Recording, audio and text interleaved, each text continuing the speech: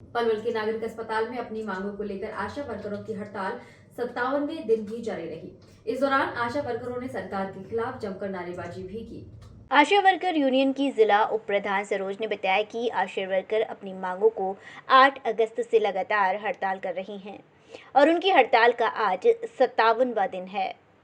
सरकार के साथ उनकी 3 दौर की वार्ता भी हो चुकी है, लेकिन उन वार्ताओं में उनकी मांगों पर कोई सहमति सरकार द्वारा नहीं जताई गई है, जिसको लेकर आशा वर्करों में सरकार के प्रति खासा रोष व्याप्त है।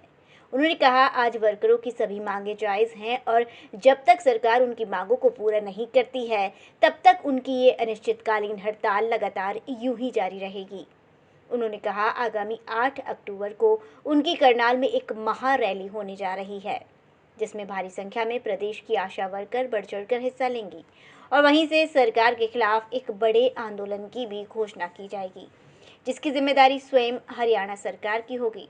आज हमारी हड़ताल का 57वां दिन है और सरकार से हमारी 3 बार वार्ता हो चुकी है, लेकिन सरकार जो देना चाहती है उससे हम खुश नहीं है और जो हम चाहते हैं वो सरकार नहीं देना चाहती।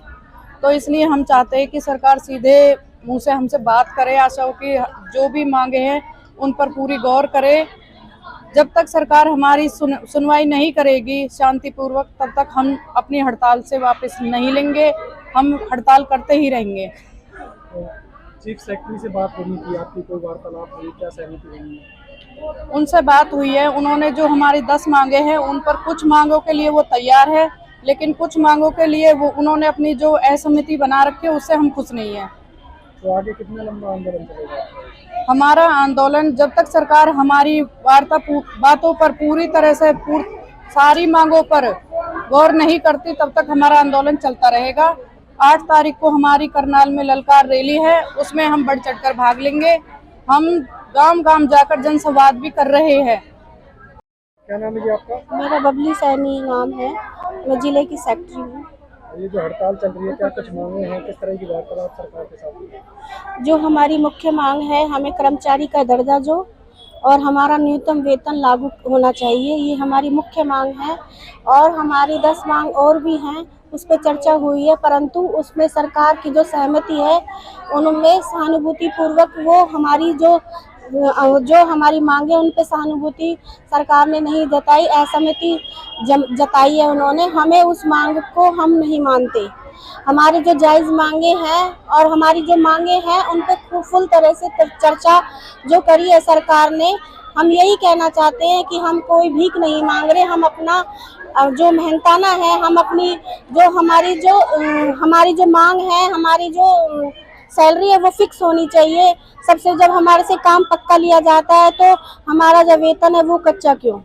कब तक आंदोलन चलेगा? हम आंदोलन को बहुत तेजी से और बढ़ाएंगे जब तक सरकार हमारी पूरी तरह से नहीं सुनेगी। हम दिन पे दिन आंदोलन तेज करेंगे। 8 तारीख की जो हमारी रैली है वो एक विशाल रूप धारण कर चुकी है, करेगी और हम बढ़ चढ़ के आशा वर्कर सड़कों पे और सड़कों में जनसंवाद करके इस सरकार को दिखा देंगे कि आशा वर्कर ने कोरोना काल में जो काम किया था हमें सरकार कैसे भूल सकती है। हम उसे याद दिला देंगे कि हम वही आशा है जब भाई भाई दोनों हाथ लगाने से डरता था, तो हमने वही फ्रंट लाइन पे काम किया और हमने जब काम किया तो हमने सरकार को ये दिखाया कि हम जब काम कर सकते हैं तो हमें भीख नहीं चाहिए, हमें न्यूनतम वेतन चाहिए। क्या नाम है जी आपका? मेरा नाम शीला है जी। और हड़ताल चल रही है, क्या कुछ मांगे आप? जी हमारी मांग है तो जी हमारे बहन जी ने बता दिया, न्यूनतम वेतन है जी हमारी और 10 मांगों पर हमारा वह है, लेकिन हमें 57 दिन हो चुके हैं।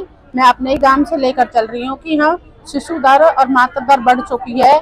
हमारे कारण सरकार को चेतना चाहिए। सरकार कैसे नहीं चेत रही, क्योंकि हमारी आशाओं के बिना मातृ दर और शिशु दर दोनों बढ़ रही हैं और हमारी बहनें एनीमिक हो गई हैं और गांवों में पता चल रहा है कि आशा की क्या अहमियत है।